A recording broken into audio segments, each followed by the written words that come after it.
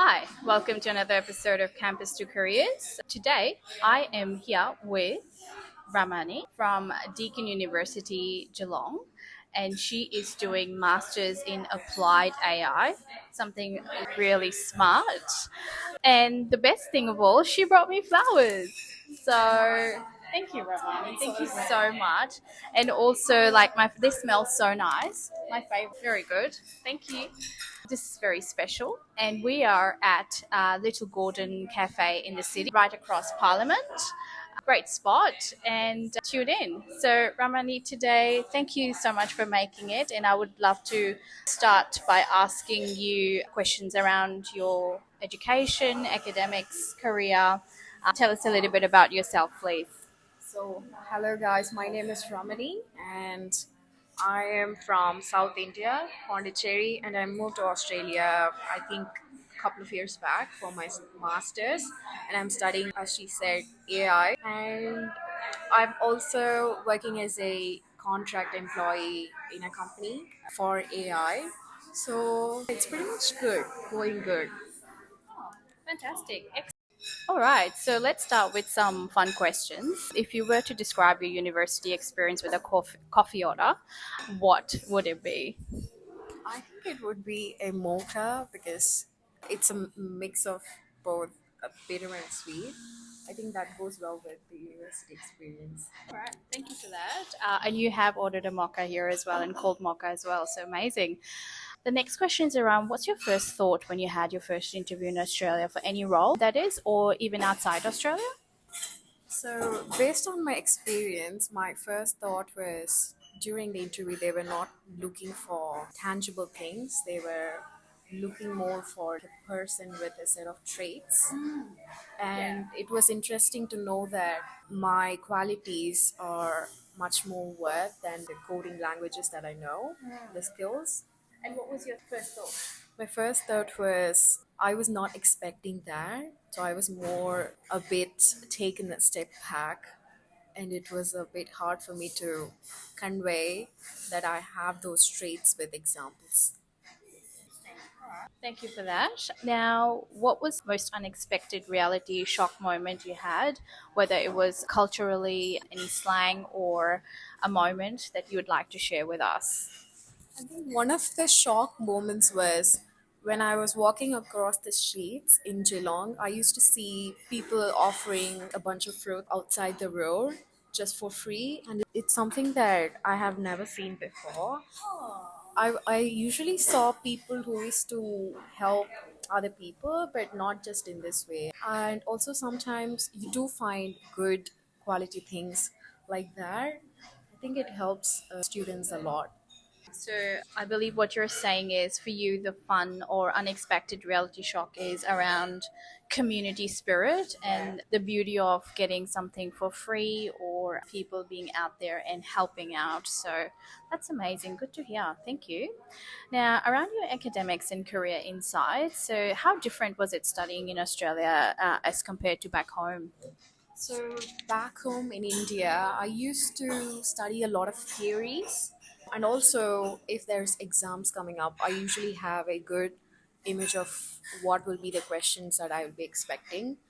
But here, it's more practical based. For some of the subjects, I don't even have exams, I just have assignments. And also, the professors here are much more keen on making you understand concepts rather than making you not forget some things and with theories. Yes, it's more practical, as I keep hearing as well, and I've experienced it myself too. So that's amazing, Yeah. especially around your field of applied AI. I'm interested to find out how different that would be. Actually, that is an additional question I'm asking you, but if you just don't mind expanding a little bit on that.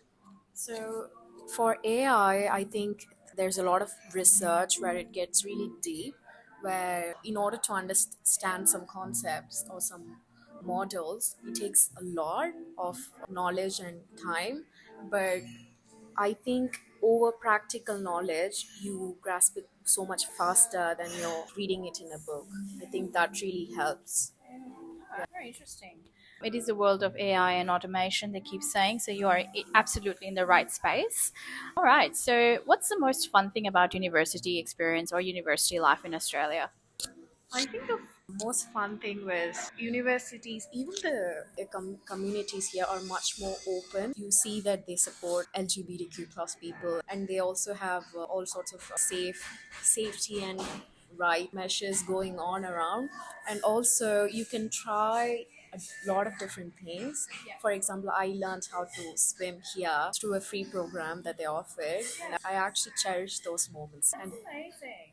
That is so good. And there is a rally going on right behind us as we took some pictures too. And I'm yet to learn swimming, by the way. you should try it. It's a really relaxing. Absolutely, that's good to hear. So, a lot of, I can't say freebies, but so many initiatives that are out there that you can enjoy in university life. Absolutely. And if you could change one thing about how international students are supported, what would it be?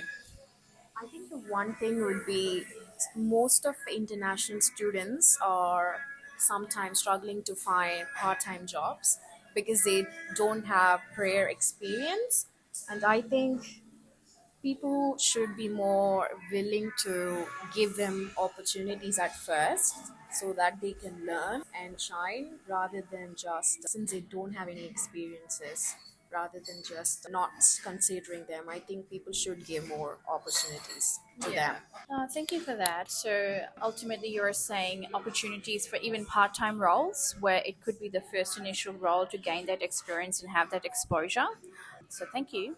And what's the one skill that you've learned in Australia that you think it will help you throughout your career academically or even in your working life? I think the one skill that I learned here, or I would say improve, would be collaboration because here it's all about the work that you do, and people from all levels in your own company will come together and speak with each other, which is something that's really hard back in home because we used to have some sort of authority and a bit shy to talk to other people who are on much higher levels. But rather here, it's not like that, and they'll actually encourage you to speak to them and get to know them, which is amazing and one of the important things that you should have if you're owning a company. That is so good. There is hierarchy and you have your levels, but at the same time, you want to be able to learn and approach. So that collaboration piece is so important and it's widely used. Absolutely. Thank you so much. Let's move into some SWOT style questions. So, what do you think your biggest strength you've discovered while studying in Australia and further to while working here as well? So my biggest strength, even from as a student back in home, I would say, is that I'm a very analytical person, and even when I speak to my friends or explain something to my friends, I often come across as too complex to understand, and sometimes I would be someone who they refer to as a topper in the class, but rather here more they appreciate that I'm an analytical person and that my decisions are based on structural proofs and also even in AI, I think that helped a lot. Absolutely. So basically, there is a lot more reasoning that you would look into before making that decision. And I think that's very important, even career wise as well.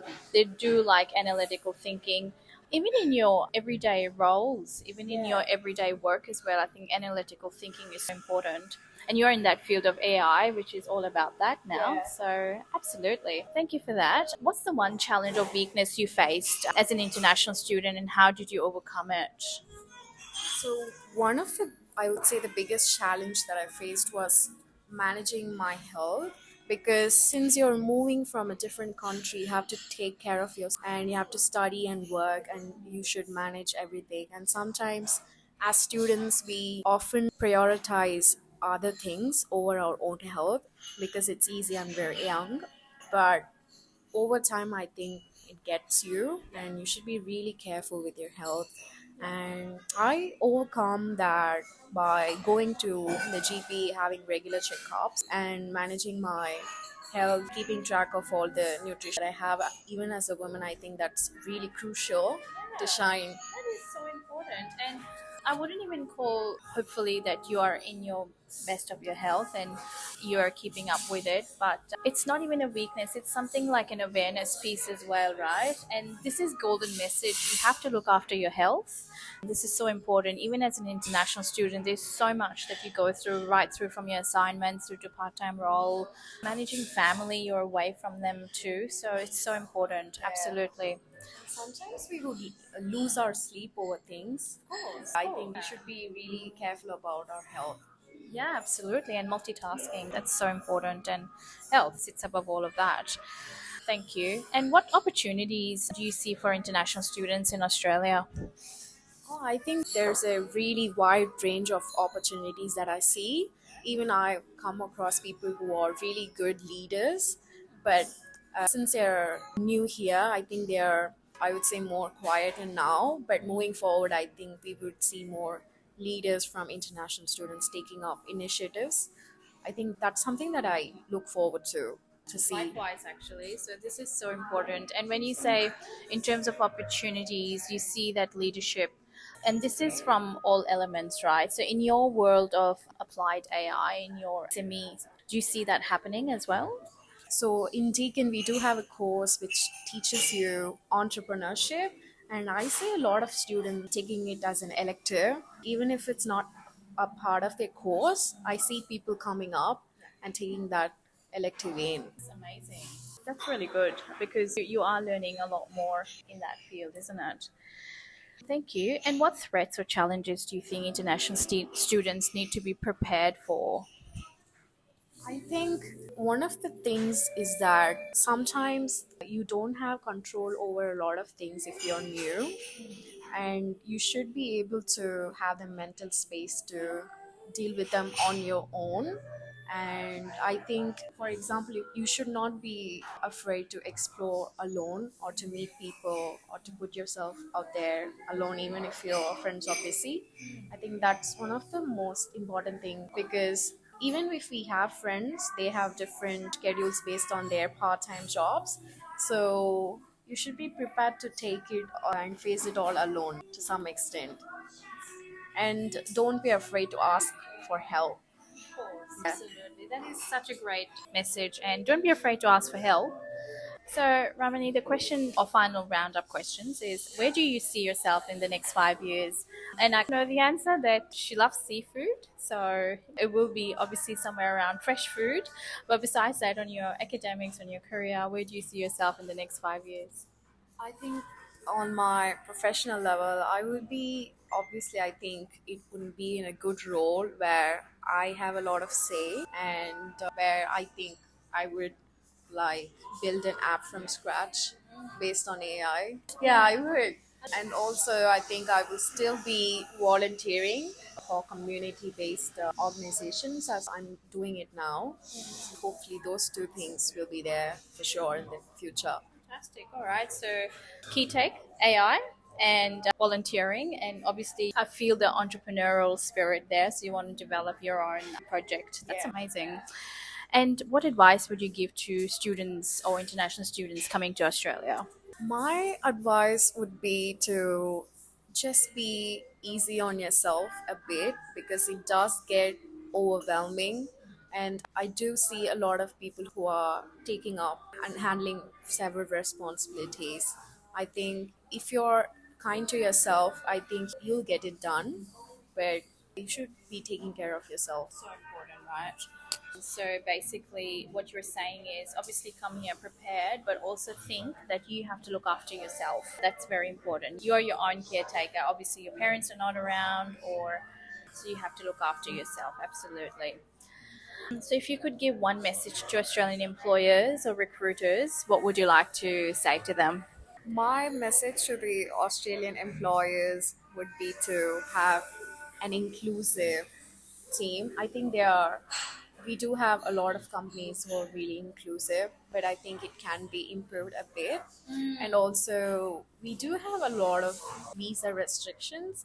I think if companies are not focusing just on the visa, it would be much better. Again, and this is a very universal message that I am receiving or I am hearing is look at the skill set, not the visa. And there are some restrictions around that, but the bigger piece of advice is there is so much talent out there as well, isn't it? So thank you for that. Now, in terms of if you had a chance to sit down with the Australian government or the decision makers for 5 minutes, what would you like to ask them or give feedback?